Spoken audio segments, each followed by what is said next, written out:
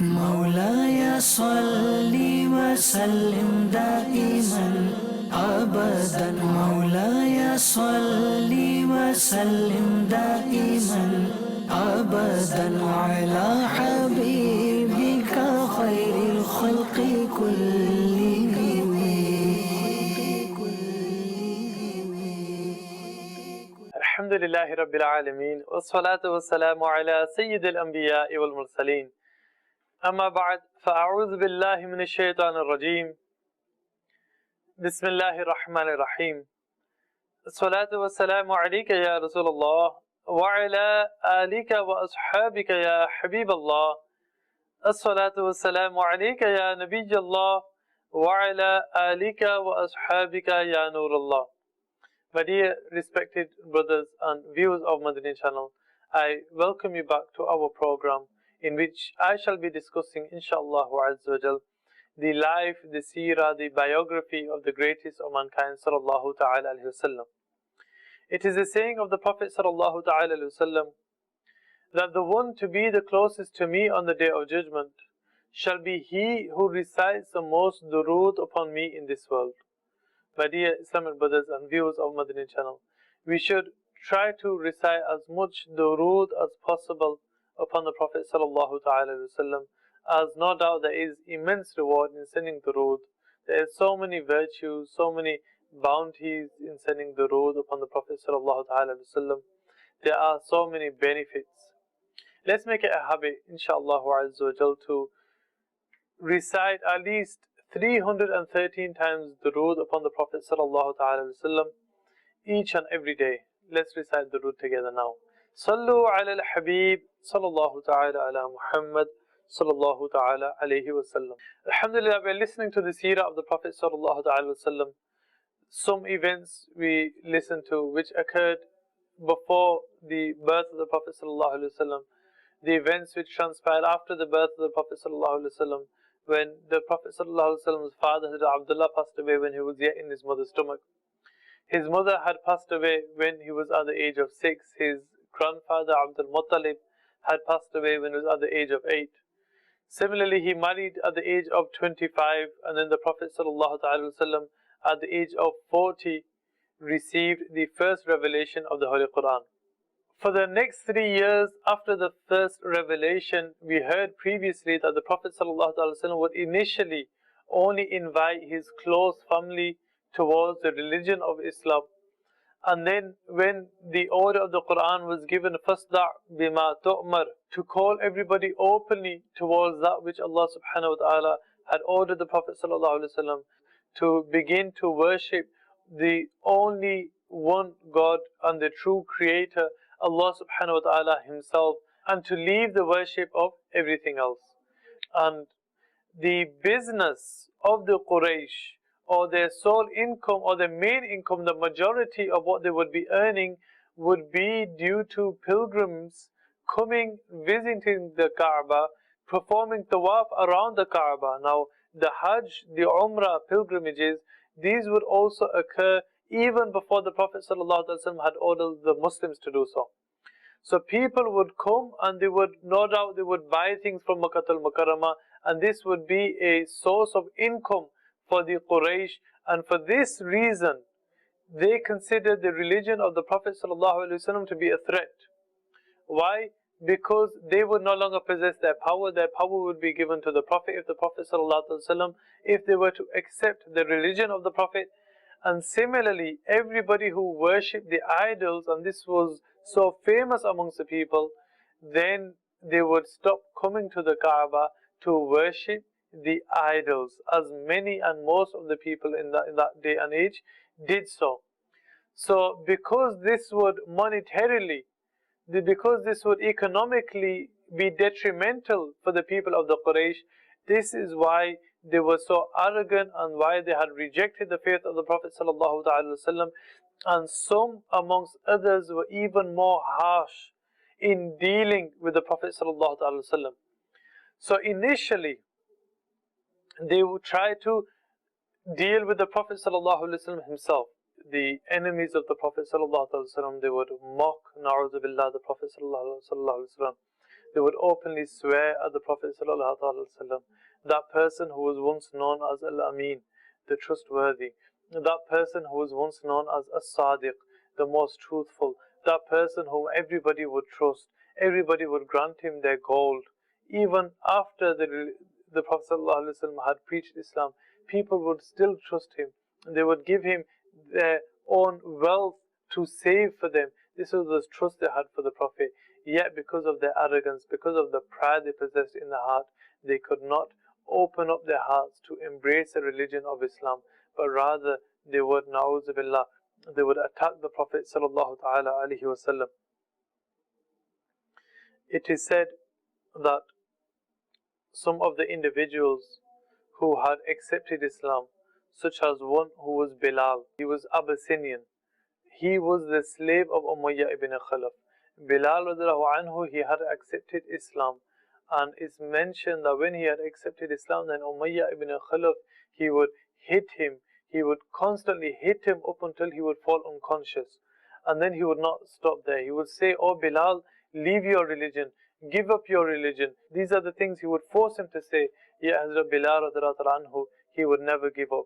It is said that Umayyah ibn Khalaf, he would get the children of the streets, those who would be the thugs of the streets, he would call them. They would tie a rope around the neck of Hazrat Bilal anhu, and they would drag him through the streets of Makkah al-Mukarramah like he was, na'uzubillah, as if he is some sort of animal, and they would hit him and constantly hit him. They would throw stones at him. Hazrat Bilal anhu, no matter how much pain he would go through, no matter how much pain he would go through, huge boulders of rocks being placed upon him in the heat of the deserts, when the peak of the heat would, when it would be so hot, when the sun, Allahu Akbar, we can imagine if we were to go to a hot country now, Jaziratul Arab, how hot it is. Imagine how hot the desert must be. And then when he is to place his body against the ground and boulders are to be placed upon him, and he is to be forced and kicked and punched and harmed so badly, yet he would always say Ahad. And some of the people who had come for the pilgrimage, they would say that, such as Hassan bin Thabit anhu, he would say, I would see Bilal and I would think he was about to die. People like Hazrat Umar ibn As anhu, who at that time was not a Muslim, he would say that when I would see Bilal and the rock would be so hot that if I was to place any meat on that rock, that meat would become cooked. This is the torment Hazrat Bilal radiallahu ta'ala anhu was subjected to. Another individual was Hazrat Khabbab radiallahu ta'ala anhu. He accepted Islam in Dar Arqam, meaning the house of Hazrat Arqam ibn Arqam radiallahu ta'ala anhu. When he accepted Islam, and his slave master was a woman by the name of Anmar, when she had found out that Hazrat Khabbab radiallahu anhu had accepted Islam, she sent a group of thugs to go and beat him, and again they rendered him unconscious. Now he was a blacksmith, so it is stated that because he was a slave, he could not do anything to his master, but he would be working, and his mistress Anmar, she would come, and when the sword or the metal or the iron would be burning, she would lift it and place it on the back of Hazrat Khabbab radiallahu anhu, so it would burn through his skin and it would burn through his back, and he himself could do nothing about it, being a slave. And it's also said, now Hazrat Khabbab radiallahu anhu was even an Arab. He was an Arab slave. Yet because of their hatred for Islam, these are the things they would do. And it has also been said that they arranged for Hazrat Khabbab to lie upon burning coal. To lie upon burning coal. And they would stand on top of Hazrat Khabbab radiallahu anhu in order to put out that coal using his body. And this is the pain and suffering and torture he would have to go through, that he was subjected to. And Hazrat Khabbab radiallahu anhu is one of the first to accept Islam. It is said that during the Khilafat of Hazrat Umar Farooq radiallahu anhu, Hazrat Umar would say, "Oh Khabbab, tell me about some of the difficulties you went through, about the early ages of Islam." Hazrat Khabbab radiallahu anhu, he would ask, "What is it you would like to know about?" Hazrat Umar would say, "What pains did you go through?" And Hazrat Khabbab, he would not speak, he would just uncover his back. And Hazrat Umar radiallahu ta'ala anhu, upon seeing the marks which were left on his back, he said that tears would be coming and flowing from his eyes. My dear Islamic brothers and viewers of Madani Channel, another individual was Hazrat Ammar ibn Yasir radiallahu ta'ala anhu. There was Hazrat Ammar himself, there was his brother Muhammad, there was his father Yasir, and his mother by the name of Sumayya radiallahu ta'ala anhum. All four of them were Muslims. His mother had been tortured. She had been beaten by the greatest enemy of Islam, the Pharaoh of the time of the Prophet ﷺ, Abu Jahl. He would beat her and continue to beat her and continue to beat her so badly and kill her like this in front of her own son Hazrat Ammar radiallahu anhu. Similarly, the father, it is said that his one arm was attached to one camel, the other arm attached to another camel, or his arms attached to one camel, and his legs attached to another camel, and both camels were forced to walk in opposite directions, and then they would rip apart his body, and he too was killed, and then his brother too was thrown in the ditch and killed. And as Ammar bin Yasir, a young individual at this time, was continuously beaten. So these are the things that Abu Jahl did. He totally killed the believers, the early believers of Islam, the Muslims. And Hazrat Sumayya radiallahu ta'ala anha, again another woman, and this woman was the first one to die as a shaheed, the first martyr of the religion of Islam. And the worst thing of all is that Rasulullah sallallahu ta'ala wasallam himself, people attacked him. Himself, people would curse and swear at him. It has been said that once the Prophet sallallahu alaihi wasallam, that he was performing his salah in front of the Kaaba, and another enemy of Islam by the name of Uqba ibn Mu'ayt, that he began to, mazallah, he pounced on the Prophet sallallahu alaihi wasallam, and he began to strangle the greatest of mankind sallallahu alaihi wasallam, and he would strangle him so badly, and the Prophet ﷺ was yet in salah. The Prophet ﷺ would not reciprocate, and he said that Hazrat Abu Bakr Siddiq radiallahu anhu, he was watching, so he went and he threw Uqba ibn Mu'ayt off the Prophet ﷺ, and he would attend to the Prophet ﷺ, and he would say to him that, "Will you kill somebody just because they believe in Allah, that they testify to believe in Allah for this reason?